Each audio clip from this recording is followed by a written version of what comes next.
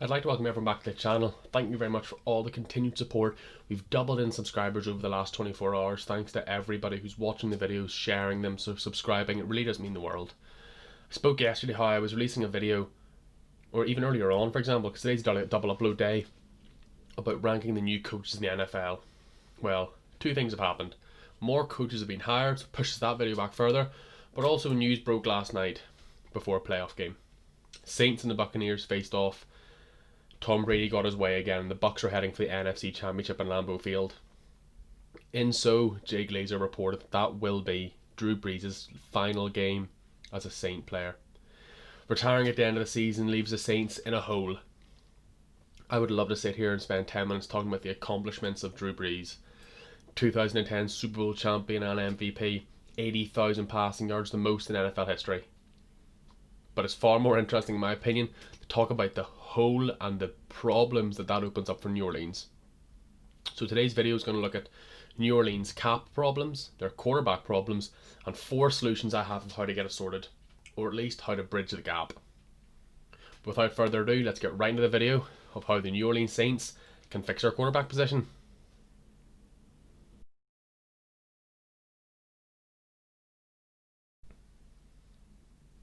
Now, all 4 of our scenarios have a domino effect. Depending on what you do, a quarterback affects your draft, affects your free agency.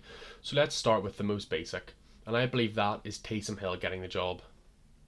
Now, Taysom Hill looked a bit shaky in his 4 starts this season due to Drew Brees' ribs injury. 900 yards, 4 TDs and 2 interceptions, but never really was a passing threat. More teams are worried about the ground game. Taysom Hill would have to be moving from tight end to quarterback, and in doing so the contract has a bit of variable to it. Currently his contract's about $14 million a year, which is humongous money for a tight end. It's top 5 in the league, which I think we can agree he's not a top 5 tight end. But then it also becomes a relatively cheap quarterback deal if he becomes that.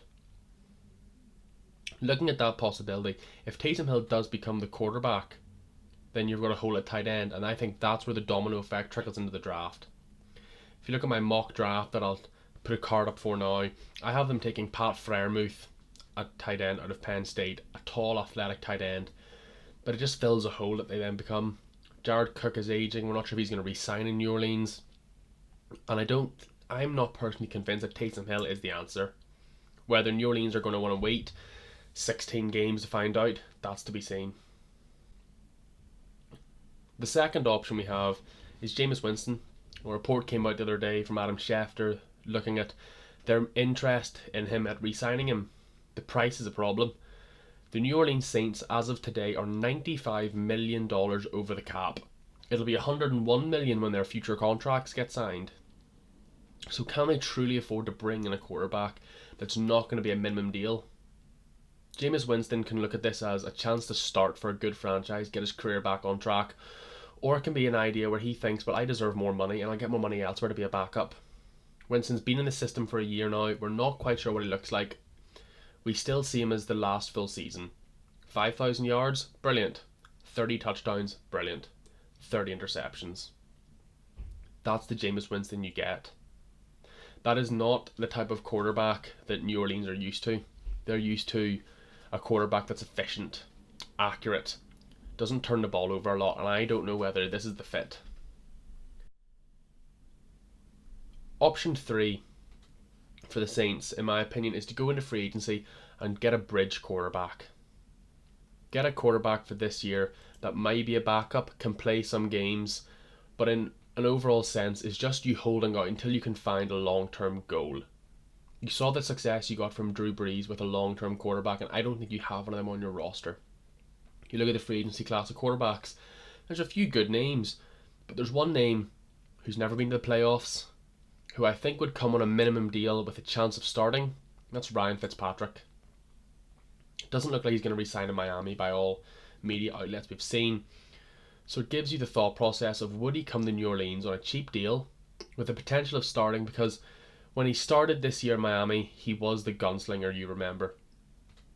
He threw it deep, relatively accurate. Yes, he made some mistakes in games, that turning the ball over a lot, which is the risk you take on him. But at a minimum deal, it's a risk you might want to take.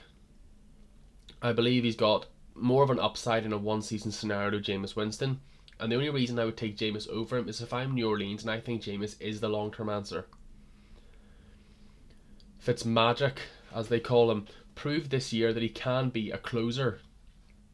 He can come in late games and sling the ball and move defenses back, moving his team forward. And that might be a route they can take with Taysom Hill. They can still run their 2 quarterback setup. Unlike some quarterbacks, Fitzpatrick doesn't need time to get into a flow and get into a rhythm. This is all speculating that he doesn't retire, because we don't know how he feels, but he looked damn good at the tail end of the season for Miami. A lot of people believe that if he had played against Buffalo, was out obviously due to COVID concerns, that he might have got them over the hump and into the off season.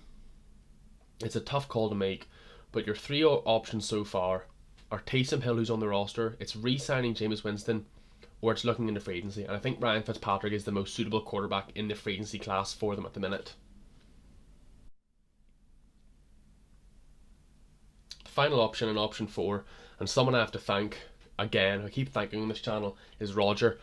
He is a Dolphins fan, bit of a Saints fanatic, and a Florida fan in college. And he alluded to me that they could draft a quarterback. Very possible. It would help them in the long term financially. Now there's talks about this draft and they can move up and down, and they're 95 million over the cap. They have to shift players. So there's a potential they can move their first round pick and a few good expensive players to move up in the draft to get a quarterback. Their pick is going to be in the late 20s, and I actually think a perfect quarterback is going to fall. I posted a video a few days ago ranking the quarterbacks in the class, and I talked about a quarterback who I think has possibly the second or third best arm in the whole class behind just Trevor Lawrence. He's incredibly accurate, he can throw a big ball, but he's not the most agile. His movement in the pocket isn't terrible, but his movement outside the pocket is non-existent. And that's Kyle Trask out of Florida. Now you look at the Saints offense they ran with Drew Brees.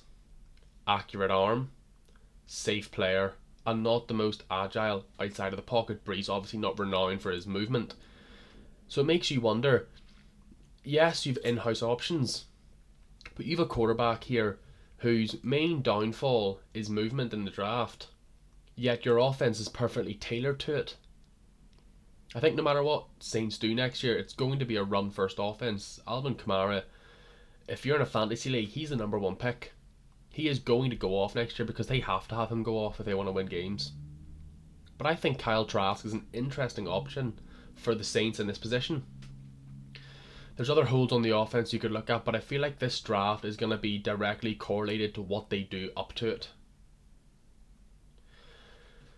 They're going to draft a quarterback at some point. It's whether they draft someone high enough to be immediate starters. Personally, I believe any lower in the draft than Mac Jones, Kyle Trask, they're my 5 and 6. If you go lower than them, I don't see day 1 starter potential in the draft. And it's a tough choice for them to make. But there's our 4 options we're looking at. We can either start Taysom Hill and draft a tight end. We can re-sign Jameis Winston and hope he returns to his rookie days when he was less of a gunslinger, more accurate. We can go into free agency. Why not Fitzmagic? Why not give him the run of the playoffs and a good team where I think Fitzmagic does get the Saints to the playoffs? Or why not look in the draft? Kyle Trask may not be there. Mac Jones might be the guy. I think Kyle Trask is a perfect fit for the Saints. Out of Florida, big arm. There's different options they have to go, but something that's going to be very telling is the Saints have to shed money this offseason. As I said, 101 million over the cap by the time their future deals get signed. By the time the draft picks get signed, they're 104 million over the cap. It's ludicrous numbers that they have to sort out at some point. So we have to look at the Saints are going to offload. And who's it going to be? Is Michael Thomas on the block? Are some of the more expensive defenders on the block? Is O-line on the block? It's a tough call that Saints front office have to make. They built their organisation. I think they knew Brees was out the door this year. As you saw for the last 2 or 3 years, they've thrown money, they've done everything they can, they've traded future picks to get players 2 years ago in Marcus Davenport. I think they lined up their window, and I think they did a pretty good job. But how can you expect Tampa Bay to have Tom Brady and Gronkowski and Antonio Brown in 1 year like this?